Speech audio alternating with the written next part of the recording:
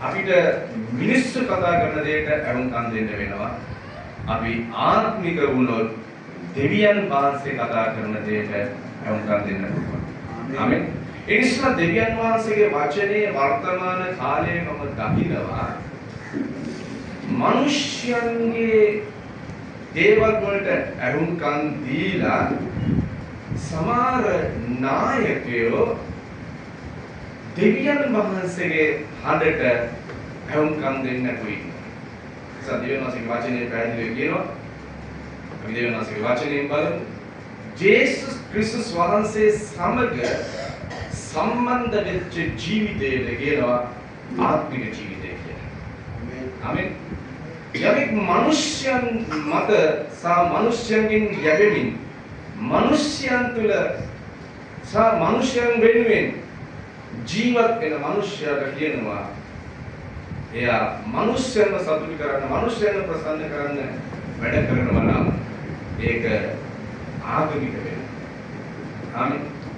ආගමේ තියෙන්නේ මනුෂ්‍යගේ අධ්‍යාත්මේ වර්ධක විශ්වාසයක්. ආගම තියෙන්නේ මනුෂ්‍යන්ව යහපත් මාර්ගයට ගන්නවා හැරෙන්න ඒක තව කෙනෙක් විනාශ කරන්න කවදාවත් කියන්නේ. ආමෙන්. ඒ නිසා ආගමික නොවි ආත්මික වෙන විට දෙවියන් වහන්සේගේ හඬට අහුම්කම් දෙන්න. ආමෙන්. ඒ නිසා දෙවියන් වහන්සේගේ වචන අපි දකින්නවා යෝහන් තුමා මේ ගැන පැහැදිලිව ලියද්දී මිනිස්සු කොහොමද ආත්මික වෙන්නේ කියන එක කියනවා. යෝහන් 15 එකේ ඉඳන් අපි 12 වෙනකම් බලන්න යනවා. පළවෙනි පදය ඊට අනර්ගව ඒක පැහැදිලි කරනවා. කියනවා. මම සැබෑ වූ මිදිවැලය මාගේ පියාණන් වහන්සේ ගොවියාය. දැන් මෙතන කියනවා ජේසුස් ක්‍රිස්තුස් වහන්සේ ගැන කතා කරනවා මෙතන. උන්වහන්සේ කියනවා මම සැබෑ වූ මිදිවැලය. මාගේ පියාණන් වහන්සේ ගොවියාය. අපි දකිනවා මිදිවැල ඒක මොන ආකාරයේද කියලා අපි දකිනවා. අලුත් කිව්සුමේ මිදිවැල කියලා කියන්නේ ජේසුස් ක්‍රිස්තුස් වහන්සේට. උදේ අහගන්න. අලුත් කිව්සුමේ මිදිවැල කියලා කියන්නේ ජේසුස් ක්‍රිස්තුස් වහන්සේට. පරණ කිව්සුමේ මිදිවැල කියලා කියන්නේ ඊශ්‍රායල් සෙනගට සහ මිදිවත්ත කියලා කියන්නේ ඊශ්‍රායල් දේශයට සහ සෙනගට.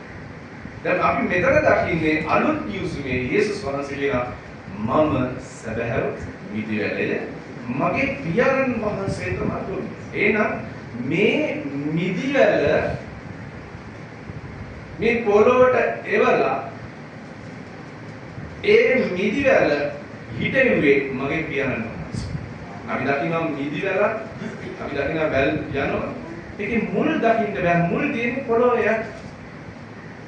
මුලෙන් තමයි සාරය උරාගෙන මිදිවැලට අවශ්‍ය කරන පෝෂණය දෙන්නේ.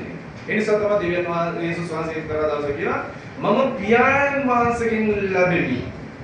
මම පියාණන් වහන්සේගේ අන්තයුම්කම් දෙමි. පියාණන් වහන්සේගේ කැමැත්ත කරමි. පියාණන් වහන්සේ මොනවාද කියන්නේ ඒක මම කරනවා ඒක කියනවා. ආමෙන්. ඊළඟ පදේ බලන්න. මා තුලෙහි තිබී ඵල නොදරන සියලු අතු උන්වහන්සේ පහ කරනසේ. මේක කියන්නේ මොකක්ද? උන්වහන්සේගේ වචනේ කියනවා මා තුලයි පවතී. අද මිනිස්සු සේවය වටහාගෙන තියෙන වැරදි යේසුස් වහන්සේ කියනවා මම මිදිවැල මගේ පියාණන් වහන්සේ ගොවියාය මා තුල පවතින්නේ කියලා උගන්වන්න ඕන සභාවට. කා තුලද? ඔබ ජේසුස් ක්‍රිස්තුස් වහන්සේ තුල පවතින්න ඕන. ඔබ යේසුස් ක්‍රිස්තුස් වහන්සේ තුල වර්ධනය වෙන්න ඕන. ඔබ යේසුස් ක්‍රිස්තුස් වහන්සේට සම්බන්ධ වෙන්න ඕන. ඔබ යේසුස් ක්‍රිස්තුස් වහන්සේ තුල ජීවත් වෙන්න ඕන. ආමේන්. හැබැයි අපි දකිනවා වර්තමානයේ සභාවේ වර්ධනය දුසා දෙවියන් වහන්සේ දීලා තියෙන පශ්චාත්තාප සේවය. කෙබිසේ පොතේ වෙන්නු කරනවා. ඒ පශ්චාත්තාප සේවය දීලා තියෙන්නේ සභාව වර්ධනය උදෙසා සහ ක්‍රිස්තුස් වහන්සේට සම්බන්ධ කරන්න මනුෂ්‍යයන්. ඒකේ දීලා තියෙන අපෝස්තලවරුන්ගේ සේවය, ප්‍රපේතමය නැත්නම් අනාගත වක්තෘවරුන්ගේ සේවය, සුභාරංචි දේශනා කිරීමේ සේවය, සහ සභාපාලකවරු නැත්නම් එඬේරුන්ගේ සේවය, සහ ගුරුවරුන්ගේ සේවය. දැන් මේ පශ්චාත්තාරයේ සේවය දීලා තියෙන්නේ සභාවට ඒ මිනිස්යන්ව සභාව ක්‍රිස්තුස් වහන්සේට සම්බන්ධ කරලා ක්‍රිස්තුස් වහන්සේ තුල පෝෂණය වෙන්න, ක්‍රිස්තුස් වහන්සේ තුල යැපෙන්න.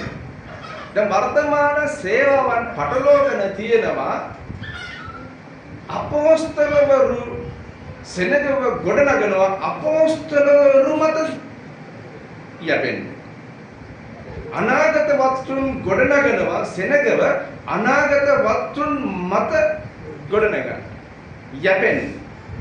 සුභාරංචි දේශකයෝ සුභාරංචි ප්‍රකාශ කරමින් ඒගොල්ලෝ සමහර කොටස් වැඩ කරනවා ඒගොල්ලෝ මත යැපෙන්න.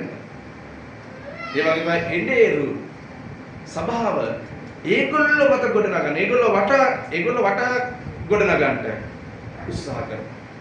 ගුරුවරු මොනවද කරන්නේ? තමාට දුන්න දෙවියන් වහන්සේගේ ඉගැන්වීම් උගන්වලා තමා වටා ගොඩනගන්න. හැබැයි දෙවියන් වහන්සේගේ වචනේ කියන්නේ අපි වටා ගොඩනගන්නට නෙමෙයි දෙවියන් වහන්සේ පශ්චාත්තාර සේවයේ දීලා තියෙන්නේ. සභාව වර්ධනය කරලා ක්‍රිස්තුස් වහන්සේට සම්බන්ධ කරලා ක්‍රිස්තුස් වහන්සේ තුල වර්ධනය වෙන පිණිස ක්‍රිස්තුස් වහන්සේ දෙස බලන්න, ක්‍රිස්තුස් වහන්සේ තුල ගොඩනැගෙන්න, ක්‍රිස්තුස් වහන්සේ තුල පළදරන්න සහ ක්‍රිස්තුස් වහන්සේගෙන් යැපෙන්න. ආමෙන්.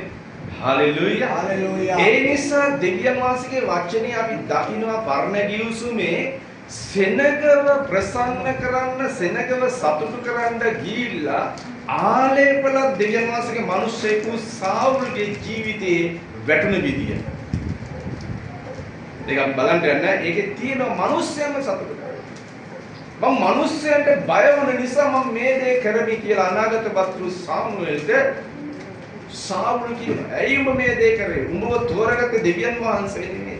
දෙවියන් වහන්සේගේ හඬට නෙමෙයි උඹ වුන්කම් දෙන්න ඕන. දේව සැලස්ම තුල නෙමෙයි උඹ යන්න ඕන කියද්දී සාවුල් කියනවා මම මිනිස්යන්ට බයව, මිනිස්යන්ට ප්‍රසන්න කරන්න, මිනිස්යන්ව සතුටු කරන්න පිණිස මම මේක කරා. එහෙනම් ඒ ජීවිතය අපි දකින්න විනාශය. ඒ අද දවසේ මේ දේශනාව ලෑස්ති කරගෙන දෙවියන් වහන්සේ මට ලස්සන අපූර්ව දර්ශනයක් පෙන්නුවා. සමහර දේවගති වරුන්ව ඔවුන්ගේ තියෙන ආකර්ෂණීය සහ ඔවුන් තුළ තිබෙන බලය සහ උන්වහන්සේ සුව කිරීමේ දීමන දීලා ඔවුන් පාවිච්චි කරද්දී මිනිස්සු මොනවද කරන්නේ? යාළුව එකතු කරලා ඉනිමගක නග්ගන මිනිස ඔවුන් නග්ගනවා ඒ කෙනාව. ඒ නග්ගන කෙනා කට්ටියම ඉනිමග අල්ලන් ඉන්නවා. ඔබට නගින්න පුළුවන්, ඔබට මාරු, ඔබ සුවමයි, ඔබ නියමිත දේශනා කරනවා, ඔබ හරි, ඔබ පමණයි අපේ දේව දාසය ලංකාවට ගැලෙන්න දෙන්න පුළුවන්, ඔබට පමණයි කිය මිනිස්යන් ඉනිමගේ තියලා ඔසවනවා. ඉනිමකට නගින්න සලස්ස.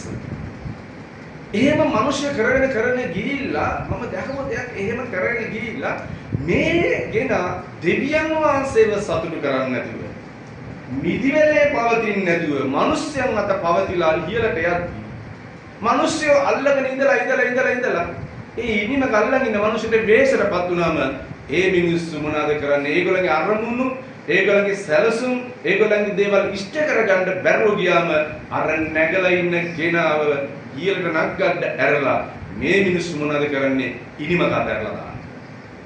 ඒ ඉනිම ගාතරපුවාම නැගලා ඉන්න මිනිස්සු මොනවද වෙන්නේ? ඔක තමයි සාවුල්ට දාන්නේ. වර්තමාන සේවාවන් වලට බොහෝ දුරට මෙන්න මේක තමයි වෙන්න යන්නේ කියලා දෙවියන් වහන්සේ මට අපූර්ව දර්ශනයක් වෙන්නේ. ඉතින් මේක තමයි යාඥා කරන දෙවියන් වහන්සේ මට වෙන්න පිළිතුරව තමයි ආගමික නොවි ආත්මික වෙන්න අවශ්‍යයි මිනිසයා. ජේසුස් ක්‍රිස්තුස් වහන්සේ නැමැති මිදිවැලට සම්බන්ධ වෙන්න අවශ්‍යයි.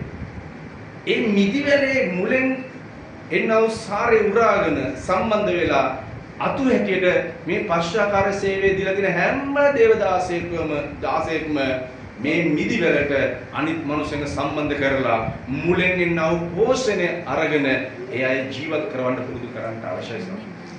එනම් ඔබව ගොඩනගන්න ඕන අපෝස්තලවරු මත නෙවෙයි.